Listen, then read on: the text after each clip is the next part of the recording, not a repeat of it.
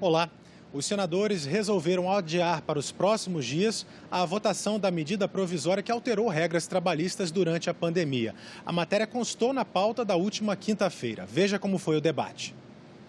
Tanto os líderes de partidos que são contrários ao presidente Jair Bolsonaro, como os que apoiam o governo, pediram que a análise da medida provisória seja feita depois.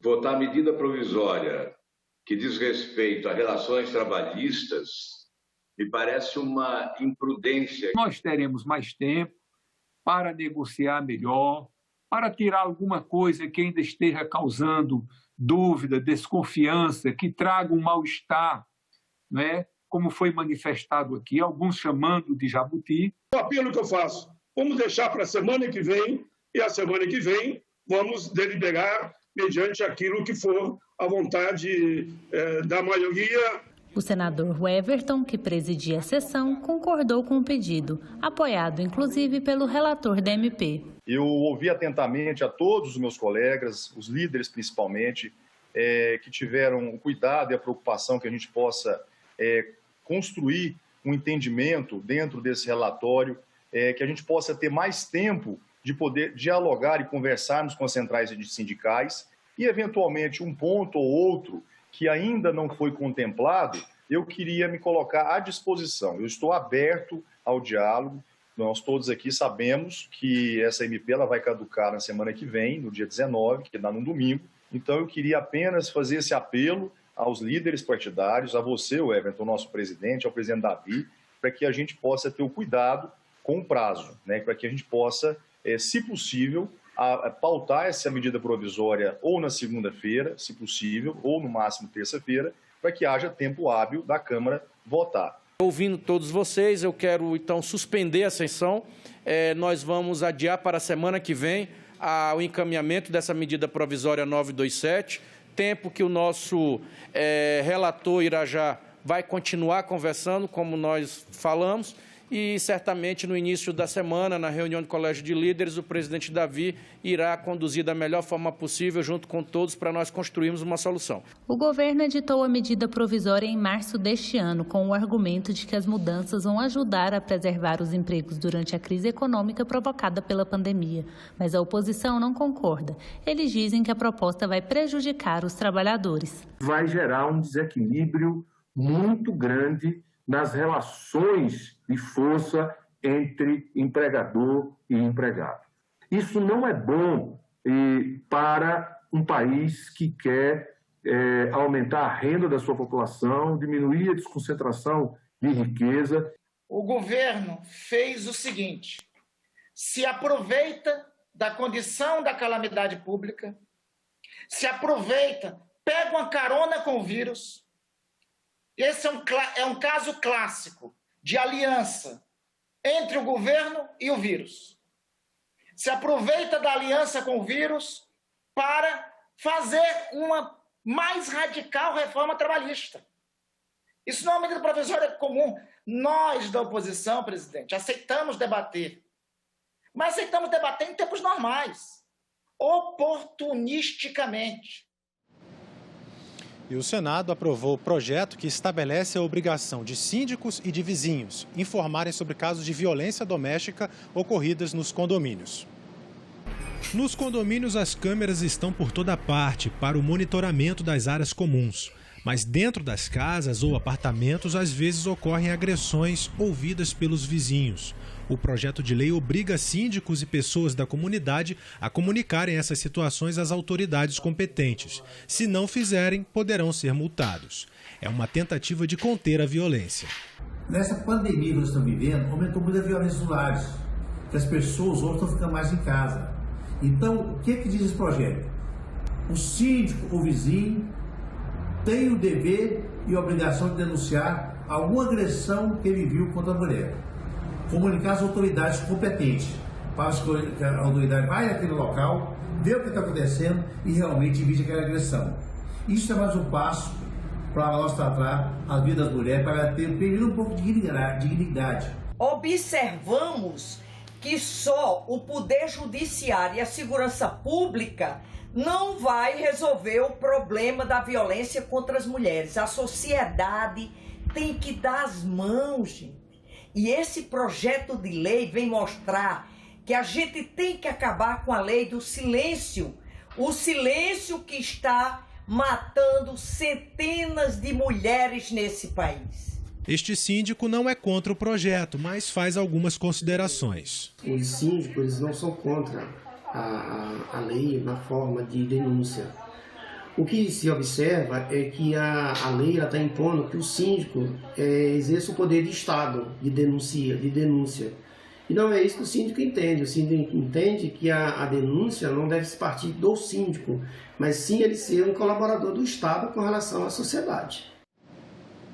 Os senadores aprovaram também projeto que amplia a validade de receitas médicas e odontológicas durante a pandemia. Outra matéria aprovada determina a compensação financeira de R$50 mil para os profissionais de saúde que se tornarem incapacitados por conta de atividades ligadas ao combate da Covid-19. De acordo com o texto, a validade de receitas médicas ou odontológicas de remédios de uso contínuo será indefinida enquanto o estado de calamidade pública relacionado ao novo coronavírus estiver valendo. A nova regra não se aplica para medicamentos de uso controlado, como os de tarja preta e antibióticos. A validade desse tipo de receita continua sendo de 30 dias. A medida também autoriza que pacientes vulneráveis possam fazer uma declaração indicando outra pessoa para a retirada do remédio. A condição é que a pessoa autorizada esteja com a receita. Existe uma preocupação para que aquele paciente não saia da sua residência nessa época de pandemia para ter que ir ao médico ou na unidade de saúde ou posto de saúde para buscar uma nova receita para dar continuidade à sua terapia. Porém, ir ao médico não significa apenas buscar uma nova receita. É nesse momento que aquele paciente tem a possibilidade de informar ao médico como que está sendo o uso daquela terapia, para o médico verificar se existe a necessidade de um ajuste de dose, um ajuste na posologia ou até mesmo a troca da medicação. E estender a validade das prescrições pelo prazo indeterminado, mesmo durante a pandemia, isso muito nos preocupa. Outro projeto aprovado determina o pagamento pela União de compensação financeira de R$50 mil aos profissionais e trabalhadores da área da saúde que ficarem incapacitados permanentemente para o trabalho após serem contaminados pela Covid-19. A indenização também se aplica no caso de morte por essa doença. O valor seria pago a dependentes, cônjuge ou herdeiros. Esses profissionais, senhor presidente, se afastaram das suas famílias, abriram mão de cuidados pessoais, da quarentena em favor da segurança daqueles que precisam trabalhar para fazer um atendimento rápido e eficaz. Médicos sofreram, ainda sofrem, com sentimentos de receio, de saudade, que mistura a força e a coragem de quem precisa lidar diariamente com pacientes diagnosticados ou com suspeita de infecção do coronavírus. E merece ter uma garantia de que suas famílias serão recompensadas, caso o pior venha a acontecer. O Conselho Federal de Enfermagem aponta 200 profissionais, infelizmente, mortos. É um dado que traz naturalmente preocupação, assim como as mais de 60 mil pessoas que também partiram nesse período de pandemia. E o Ministério da Saúde também confirmou que os enfermeiros foram os principais profissionais desse grupo, não é, que vieram a óbito no total de 25%. Em seguida, os médicos que registram um outro percentual de 11%. Esse projeto não vem naturalmente resolver o problema, mas mitiga o impacto da partida dessas pessoas, dessas famílias. Somente quem precisa deles quando está doente é que entende realmente o valor desses profissionais. Então, esse reconhecimento público é muito importante. Tudo que fizermos, como disse o senador Isalci, será pouco a esses profissionais nesse momento e nessa quadra histórica do Brasil. O relator aceitou sugestões de modificação do texto para estender o benefício aos trabalhadores de necrotérios, coveiros, fisioterapeutas, nutricionistas, assistentes sociais e trabalhadores dos laboratórios de testagem do novo coronavírus. Com as mudanças, a proposta volta para a Câmara dos Deputados. E repercutiu entre os senadores a confirmação de que o presidente da República, Jair Bolsonaro, contraiu a Covid-19. Se não tivesse feito o exame, não saberia, do resultado. e ele acabou de dar positivo. Deu positivo, Deu positivo. Agora, como é que isso tudo aconteceu? Vale a pena você fazer um breve histórico. Começou domingo com uma certa indisposição e se agravou durante o dia de segunda-feira, com mal-estar, cansaço, um pouco de dor muscular e a febre, no final da tarde, chegou a bater 38 graus. Dados os sintomas, a equipe médica resolveu aplicar hidroxicloroquina. Eu tomei no dia de ontem, por volta das 17 horas, o primeiro comprimido. Azitromicina também? Também azitromicina, todo aquele composto, né? O presidente Jair Bolsonaro informou que vai continuar despachando por videoconferência, mas os compromissos agendados para esta semana foram cancelados. Senadores repercutiram o fato imediatamente pelo Twitter. O líder do governo no Senado, Fernando Bezerra Coelho, desejou pronta recuperação para continuar o que ele chamou de grande trabalho no enfrentamento da pandemia. Fabiano Contarato prestou solidariedade e também desejou pronta recuperação. Márcio Bittar postou imagem com o presidente e a frase "Soldado que vai à guerra e tem medo de morrer é um covarde". Elisiane Gama também desejou pronta recuperação, desejando que o presidente aproveite para refletir sobre seus posicionamentos em relação à Covid-19. E o presidente do Senado, Davi Alcolumbre, divulgou nota à imprensa em que critica a publicação pelo jornal A Folha de São Paulo de um artigo do jornalista Hélio Schwartzman intitulado "Porque torço para que Bolsonaro morra". Segundo o presidente do Senado, o respeito à vida deve vir sempre acima de qualquer questão, seja ela política, ideológica ou de qualquer ordem. Nas redes sociais, Davi Alcolumbre também comentou o fato. O presidente do Senado escreveu: o presidente Jair Bolsonaro confirmou nesta terça-feira, 7, que testou positivo para a Covid-19. Em nome do parlamento, estimo que sua saúde esteja logo e prontamente restabelecida.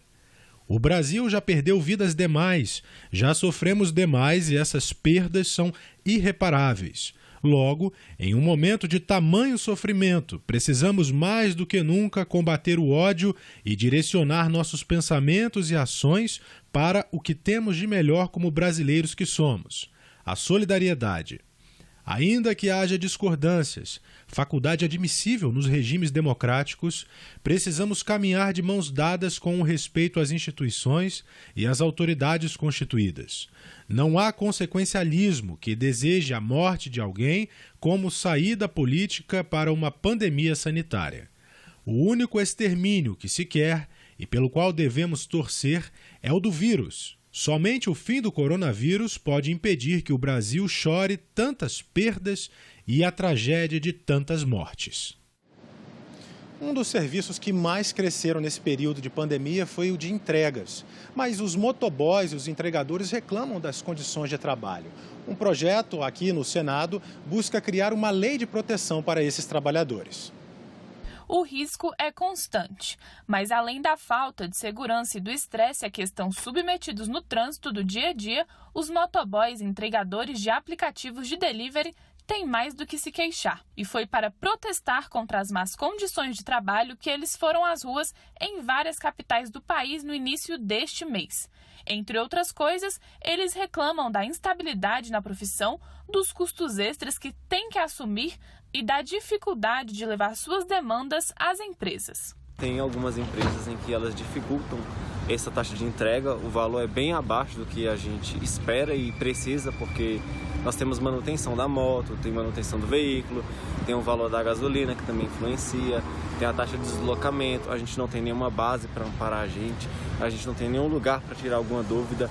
Todo o suporte que tem aqui nos aplicativos são um tipo de suporte automático e a gente acaba se prejudicando. Às vezes um cliente cancela um pedido, quem fica prejudicado nisso é o motoboy, ele fica bloqueado da plataforma. Nós estamos buscando o fim dos bloqueios injustos, porque hoje um colega mesmo mandou aqui no grupo mais cedo, ontem ele rodou até 2 horas da manhã, foi para casa, hoje acordou, não pôde mais rodar, porque estava bloqueado.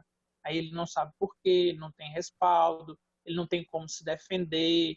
Hoje eu vejo esses trabalhos através de plataformas digitais como uma escravidão tecnológica. Para regularizar essa situação, tramita aqui no Senado um projeto que impõe uma série de obrigações para as empresas de aplicativos de delivery, entre elas o pagamento por hora mínima de trabalho. Essas empresas também terão de prestar contas de 3 em 3 meses e contribuir com 5% dos seus faturamentos para garantir outros direitos dos trabalhadores. Negociação coletiva também estará garantida. Essa lei, ela garante os seus direitos de associação, portanto, uma negociação com as plataformas, garante um imposto, uma CID específica, para termos um fundo gerido a nível nacional pelo governo federal, para garantir, por exemplo, auxílio acidente, auxílio doença ou qualquer outra casualidade que possa acontecer. É uma categoria que veio para ficar, é uma categoria que corresponde à modernidade desse mundo todo que roda em torno de aplicativos e nada mais necessário que garantir a eles, na sua relação individualizada ou através das suas associações, direitos para que possa exercer com dignidade esse seu trabalho. Eu acharia muito um projeto, se concretizar, é muito bom. Gestores da educação participaram aqui da comissão mista do Congresso que acompanha as ações governamentais relacionadas à pandemia da Covid-19. E um dos temas discutidos foi a possível volta às aulas presenciais. Quando os alunos vão retornar às escolas? A pergunta que gera preocupações. É muito fácil falar, vamos voltar às aulas. Vamos voltar às aulas quando o pico da doença está ainda em muitos estados muito alta. A vaga de UTI lotadas, a gente vê nos noticiários, todas as horas. Como é que retorna esses meninos que, teoricamente, vão ser assintomáticos com a doença, mas eles vão retornar para casa, e lá tem pai, tem mãe, tem avó, tem parentes. Os participantes enfatizaram a importância de não deixar a pandemia romper o vínculo dos alunos com as escolas. O ano não está perdido, digo isso, muitas famílias, estamos reproduzindo isso muito forte. Essa questão burocrática cabe a nós, gestores, cabe ao Parlamento, cabe ao Conselho Nacional de Educação encontrar os caminhos, e eles existem. Nós temos a Base Nacional Comum Curricular, que permite que possamos reorganizar e redistribuir os direitos de aprendizagem, tá? Para o ano civil de 2021, se precisar estender mais, tem esse mecanismo. O Conselho de Secretários de Educação do Brasil estima que já foram gastos 2 bilhões de reais com o ensino remoto e alimentação e que agora as escolas se preparam para o retorno dos alunos no conceito de ensino híbrido. E para isso vai ser necessário mais dinheiro. Combinar o ensino presencial com o ensino remoto, espaçar as turmas, certo? Nós não podemos manter turmas, digamos assim, de 40 alunos, como tínhamos em salas de 48 metros quadrados, enfim, as turmas serão fracionadas para manter o distanciamento e comprar insumos e, eventualmente, equipamentos para os protocolos de higiene. Esse retorno deve se dar a partir de atividades que complementem as atividades não presenciais. Não vai haver uma suspensão, não imaginamos assim, não vai haver uma suspensão das atividades não presenciais, pode haver um reforço, né, para aquele número de alunos adequado e para aquela, digamos assim, característica de grupos de alunos que cada rede vai definir como prioritária para receber suporte presencial de forma cautelosa. Mas dados do próprio Conselho Nacional de Educação mostram que 20% das escolas não tiveram atividades à distância e ainda há outros limites. Quando se diz que mais de 2/3 das famílias brasileiras têm acesso à internet, isso não é exatamente verdadeiro.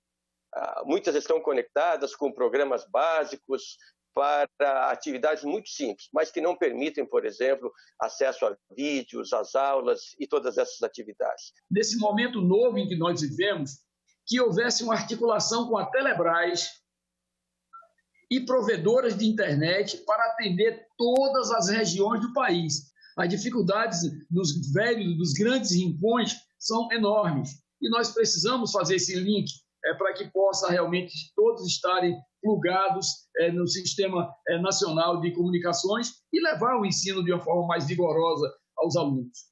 Os parlamentares cobraram um protocolo eficiente para o retorno das aulas e acreditam que a aprovação do novo Fundo de Manutenção e Desenvolvimento da Educação Básica e de Valorização dos Profissionais da Educação, o Fundeb, pode ajudar a solucionar alguns gargalos da educação. O governo federal não assumiu hoje o controle e o debate em relação à questão do novo Fundeb, que acaba agora no dia 31 de dezembro, e se o Congresso Nacional não se juntar, não protagonizar, a gente não tem uma ação por parte do governo federal que será ferir de morte a educação brasileira. Precisamos votar esse Fundeb este ano e até aprimorar.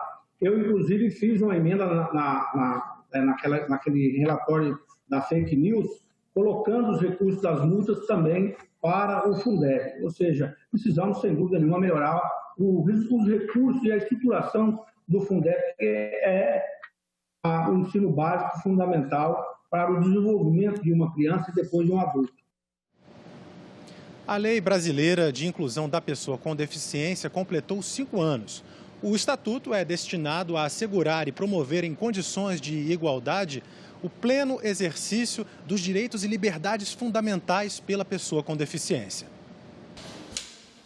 De acordo com o IBGE, 12,4 milhões de brasileiros possuem algum tipo de deficiência física ou psicológica, o que equivale a 6,7% da população.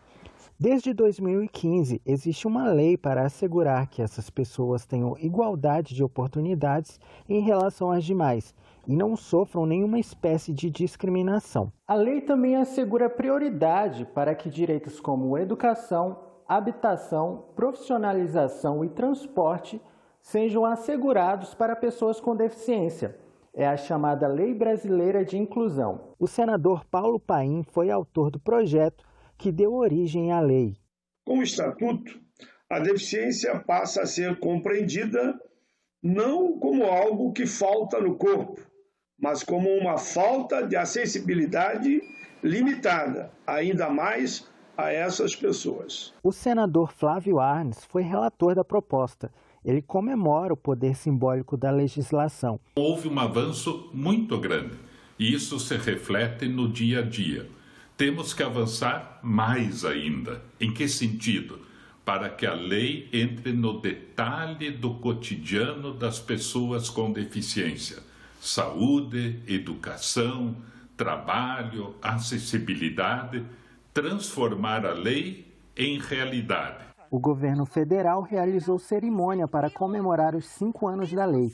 Apresentou na ocasião o plano de contingência para pessoas com deficiência e doenças raras. Antecipamos o pagamento de R$ 600 para 178 mil pessoas com deficiência inscrita no benefício de prestação continuada BPC. Repasse de R$ 146 milhões para 1.188 municípios para alimentação de pessoas com deficiência. O Pátria quer oferecer soluções ao longo prazo para essas pessoas, disponibilizando cursos acessíveis para inserção no mercado de trabalho. Como eu já disse antes, a deficiência não é sinônimo de limitação. Com as ferramentas certas, a pessoa com deficiência pode chegar aonde quiser. Basta de preconceito. Preconceito, na verdade, ele está na sociedade. E todos nós temos que combater todo tipo de preconceito. Daniel Dias é o principal atleta paralímpico da natação brasileira. Ele diz que o Brasil precisa evoluir muito para vencer a desigualdade. Não adianta nada ter lei se a população não tiver uma conscientização. Se começar cada um de nós a pensarmos nesses tópicos, a analisarmos e realmente a gente querer fazer a diferença, juntos nós vamos conseguir fazer. Sejam governantes e a população. Juntos nós podemos fazer grandes coisas, nós podemos fazer coisas que podem parecer impossíveis, mas juntos a gente faz essas coisas se tornarem possíveis. É isso aí, ficamos por aqui. Você pode rever as reportagens desta edição na nossa página na internet. Acesse senado.leg.br/TV. Muito obrigado pela sua companhia. Continue assistindo aqui à TV Senado.